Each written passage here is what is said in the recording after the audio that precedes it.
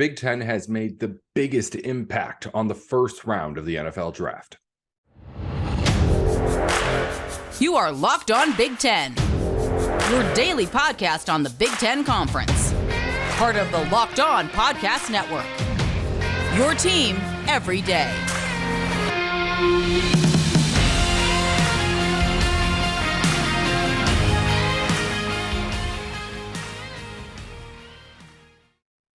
Hey there, welcome into Locked On Big Ten. Everything you need to know about the Big Ten Conference every day of the week. I'm your host, Nate Dickinson. Thank you for making Locked On Big Ten your first listen every day. We are free and wherever you get your podcasts and on YouTube. Part of the Locked On Podcast Network, your team every day. Coming up on today's Locked On Big Ten, we're going to get into the first round of the NFL draft. The Big Ten has 9 players taken in that first round, and still plenty of others who could have been first-round picks out there on the board now. So we'll go into my thoughts on the first round of picks of Big Ten players, and also look at who the best available players out of this conference are still on the board. But first, let's dive into the picks that have already been made. As I mentioned, 9 Big Ten players have their name called on the first day of the NFL draft, and they start with CJ Stroud. As we expected, Stroud, one of the early picks in the draft, didn't know exactly where he would go, but it turns out number 2 to the Texans is the spot, as Houston ends up grabbing both the number 2 picks and the number 3 pick. Goes CJ Stroud, Will Anderson of Alabama. And obviously, Stroud is going to have some big opportunities here early. He's a guy who's going to be plug and play a starter for that Houston Texan team. I mean, obviously, you get picked this high in the draft. That's the way you're going to go. But for him, it's going to be a little bit of a struggle probably to produce right away. We see, first off, very, very rarely are these rookie quarterbacks just really, really good right out of the gates. We see guys have really, really good second seasons. We see guys who are starting to figure it out in their rookie years.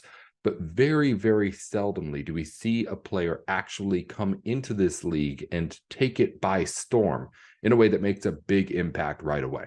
So when we're talking about players who are going to make the biggest headlines in the first season, it may not be Stroud. It'll be fun to see him play, and he will be playing, which is more than what we'll be able to say about all of these Big Ten players picked. But when we're looking at CJ Stroud, I'm looking at a guy who's going to a team who is far from just a quarterback away in the Houston Texans. He's probably going to have to take some hits, both in the win column and quite literally, as Houston has a whole lot of other stuff to figure out. And again, they get themselves Will Anderson, 2 at the 3 spot, but he'll be playing on the other side of the football. So there's still a lot of stuff for Houston to figure out. CJ Stroud is what they're hoping is the starting piece to build around. So he can hopefully get himself developed quickly, get himself some experience as a rookie. But with CJ Stroud, it's not like we have much to analyze here. He was the quarterback who was going to be at the top of this first round. We didn't know exactly where, but now it's just a matter of waiting to see him get out there and see how the game exactly translates to the next level. We know he has the football IQ. We know he has the accuracy with the arm. It's just going to be a matter of seeing how he fits in with this Houston team. Moving on, because we got a lot to talk about. Next Big Ten player off the board, the number 5 pick, the Seattle Seahawks trade into Devin Witherspoon. Witherspoon was somebody who, at least in my eyes, was as much of a lock as you could be to go to the Detroit Lions at number 6. It seemed like that was the point where we would start getting corners taken off the board. Detroit had had its name connected to Witherspoon for a little bit of time here now. It seemed like it was a match made in heaven, but instead the Seahawks swoop in from right in front of Detroit and end up taking Witherspoon with their pick. And this is a very, very interesting pick to start off the career for Devin Witherspoon. He gets to go into a Seattle defense here, which already has a decent corner piece. When you look at what Seattle has here, a guy like Tariq Woolen, who is another young player, was taken in the 5th round of the 2022 draft. He's panned out to be a really, really good player to start off his career. And Devin Witherspoon, I mean, he's a top 5 pick. There's a reason why he's that. There's a reason why he was the first corner taken off this board. This is somebody who has rookie of the year potential right away, because there's another talented corner there opposite him. another young guy who he can work off of and work together and learn with. This potential duo could be threatening for Seattle for years to come. And right now you've got yourself a guy in Witherspoon who's going to be able to provide that playmaker ability that could be that missing piece that Seattle's secondary needed. Because while there have been pieces for Seattle in that defensive secondary, it has been a long time since they've been really, really good. And he is that kind of really, really good corner who's going to be able to get picks, going to be able to defend balls, going to be able to be that kind of all over the place kind of defender that Seattle's secondary is really, really lacking. So that's a great pick for Seattle. Moving on right down the line, very next pick, the Arizona Cardinals, as Detroit then trades out of its pick. The Cardinals get there and get Paris Johnson Jr., first lineman taken off the board out of Ohio State, and the Cardinals need it badly. It has not been much of a secret, the struggles of Kyler Murray, and while part of that has been attributed to Murray fairly, part of it is because he has been moving around a whole lot, and the offensive line has not been able to keep up with him. Paris Johnson Jr. is the kind of guy who, on the outside, can be someone who has the mobility and versatility to maybe try to at least keep up with the scrambling and jittery Kyler Murray, but at the very least is able to shore up a Cardinal offensive line that really, really needs some help here. And they're hoping at the very least that this is the start of Kyler Murray being able to get back to the old or the good Kyler Murray, at least a little bit more consistently too. Moving on, next pick, another offensive lineman out of the Big Ten was the number 11 pick to the Titans, Peter Skoronski. A couple of different ways that Tennessee can go with this. Tennessee's out a left tackle. Taylor Lewan is no longer on that team. So Peter Skoronski could fight for that left tackle job. He was a tackle at Northwestern. But the report on him leading up to this draft has been that he is much more fit, at least in the NFL, at the guard spot. So what happens here with Tennessee? Do they try to fit him into that tackle role that fills a need here? Or do you plug him into the guard spot where he's likely to be more successful, and also which would help Tennessee as well on the offensive line too, as they have a couple of holes that they need to fill there. So where Skoronski plays is what I'm looking at if I'm a Northwestern fan, looking at my alumni and seeing where they're going, because he could still be a tackle next season, but it's also very likely that he ends up on the inside of that offensive line too. The number 13 pick, the Green Bay Packers, and a classic Packers pick in Lucas Van Ness, the defensive end out of Iowa. Guy who has not played or started for Iowa at all, but the Packers pick best available. And they believe that this guy has that kind of a ceiling with what he's able to do on the football field. Despite not starting, was still an impact player, 10 tackles for loss. I believe it was this last season for Iowa. He's a guy who is going to potentially be really, really good down the road. But again, the Packers are looking at the ceiling here, not what he's going to be able to do for them right away. It's a trend of what they do during draft season. And this is somebody who's going to be able to come in and I think is really good for him. The fact that he does not have to be relied on to be a big playmaker right away, because I think the focus should be on developing Van Ness as a football player, as a technique guy, and seeing where he can go next. You've got a guy in Preston Smith over there at Green Bay who's already really, really good. So if he can help mentor Van Ness into being the next one of him, then this is an extremely successful pick for the Packers because they've got talent there. They know that they're getting a really potentially good talent in what they're getting in this player. Now it's a matter of molding him and not having to have him take those kind of rookie bruises right off the bat, and being able to learn some more is really going to help his development. One of my favorite picks in the entire first round, first, the most surprising pick in my eye, and the first round came a little bit before my favorite pick, number 18 to the Detroit Lions, Iowa linebacker Jack Campbell. Jack Campbell's a great player. Don't get me wrong here. And I think he's going to be a really successful NFL player too. But when you looked at NFL draft projections, Campbell was a second-round pick pretty much around the board, if not falling into the third round even. But he ends up going 18 to the Lions. And this was, again, easily the most surprising of the Big Ten first-round picks, and maybe the most surprising first-round pick, just period, in what the Big Ten had here in this first round. He was someone I was almost assured we were going to be talking about in the next segment about best available here on day 2. Instead, the Detroit Lions take him, and he's going to be someone who gets plugged into that defense and is relied on to anchor there in the middle. Inside linebacker, Detroit must have loved something about this guy, because when you're drafting Jack Campbell and drafting him this early, you are plugging him in not just to be your middle linebacker, but to be the leader of this defense, because he is the one who's going to be calling all the shots. And again, Detroit must have seen something that they loved about him in either the tape or the combine or the interview process to be able to take him what was nearly a full round, if not more, depending on where you look at for your draft projections of where he was going to go, like a full round higher. So give credit to the Lions for making a gutsy pick, and we'll see if it works out. I believe in Jack Campbell. It's just, it was not exactly where he was projected to go. My favorite Big Ten pick of the first round came 2 picks later, number 20 to the Seattle Seahawks, Ohio State's Jackson Smith in Jigba. This is ideal for this guy going here. He could have been picked much, much earlier. He is the first wide receiver picked off the board at number 20, and he goes into a system where he especially is going to be able to thrive. Because Smith and Jigba, we mentioned, while maybe he won't be the first wide receiver taken off the board, turns out he was. He is the absolute best slot receiver that any team could pick in this draft. So if you had a guy who wanted to be able to fill that kind of a hole, Smith and Jigba was going to be the player to do it. And the Seahawks are that perfect team.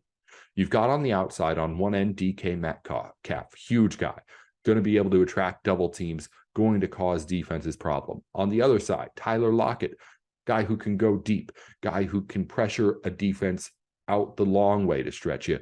And then you put right in the middle of it, Jackson Smith and Jigba in the slot to be able to spread out a defense.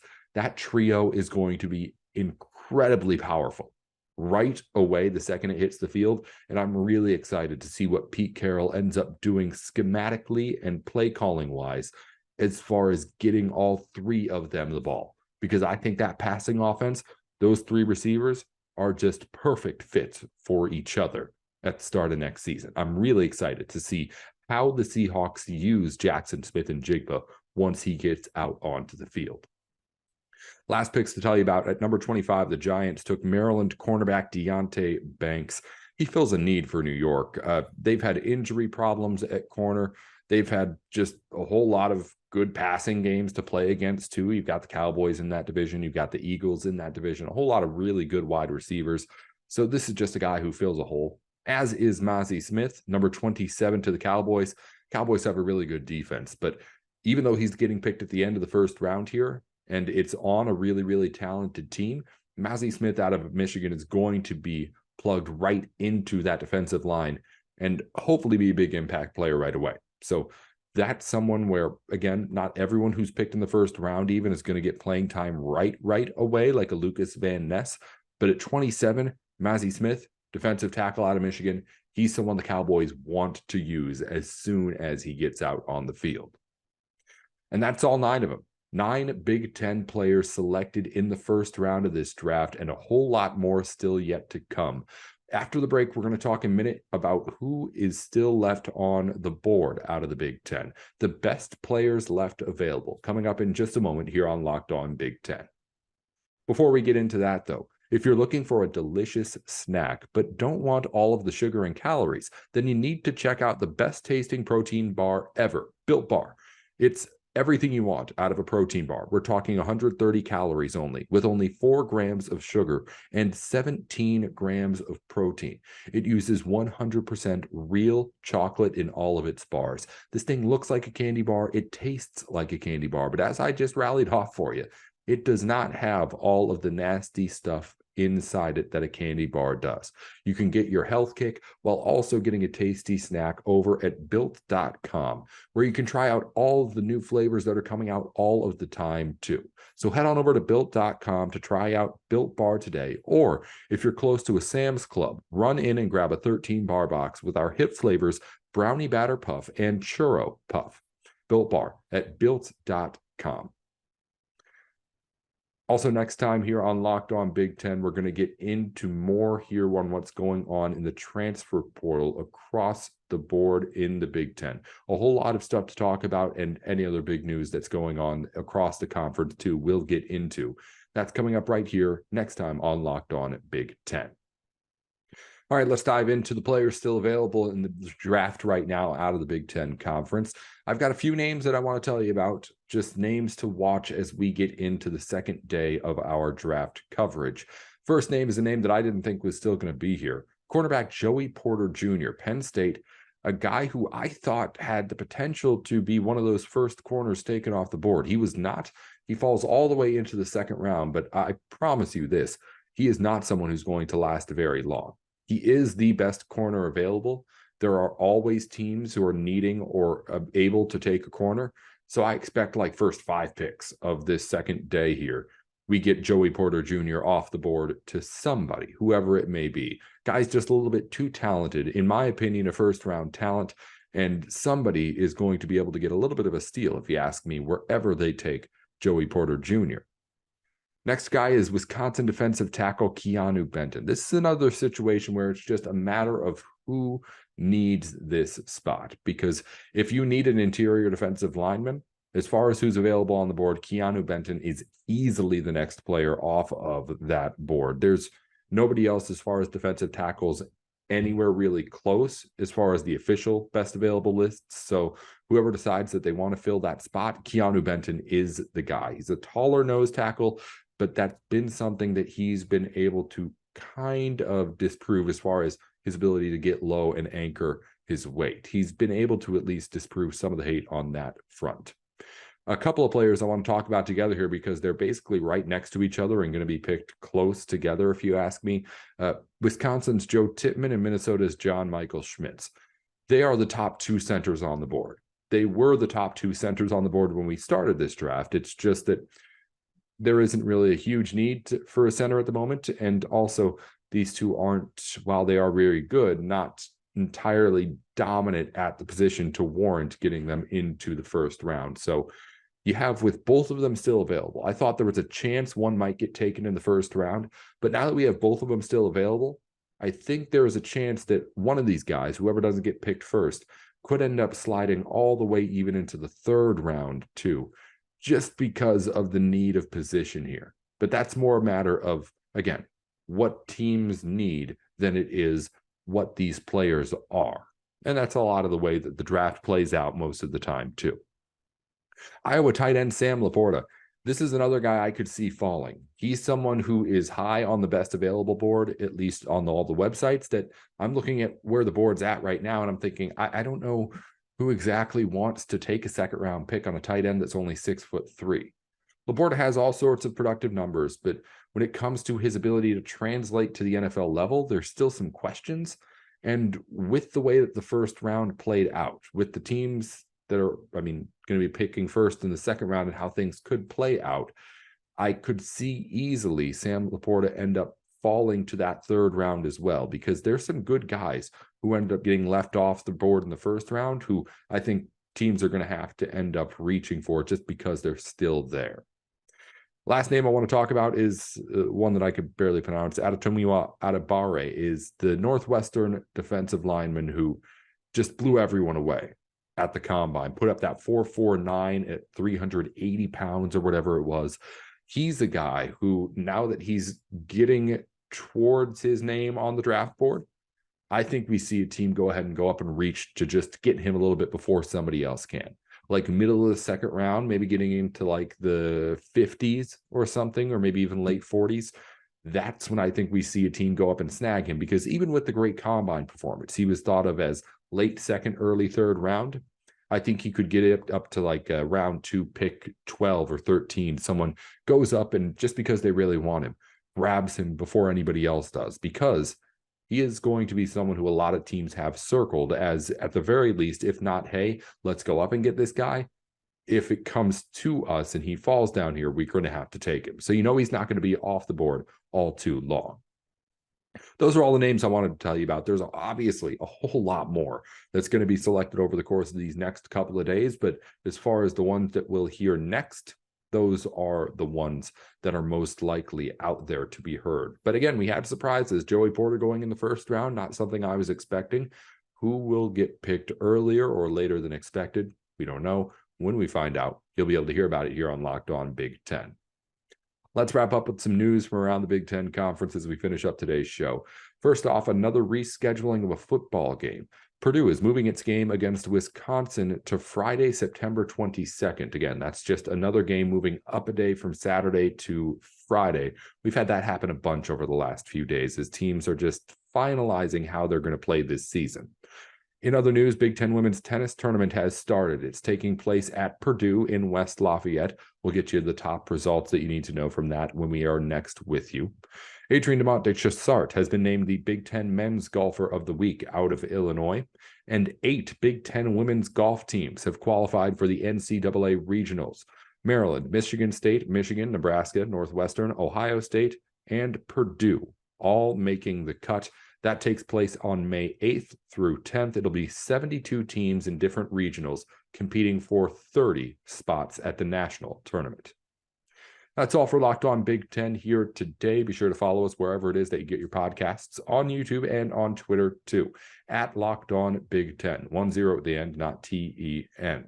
I'm Nate Dickinson at Nate with Sports, and this has been Locked On Big Ten.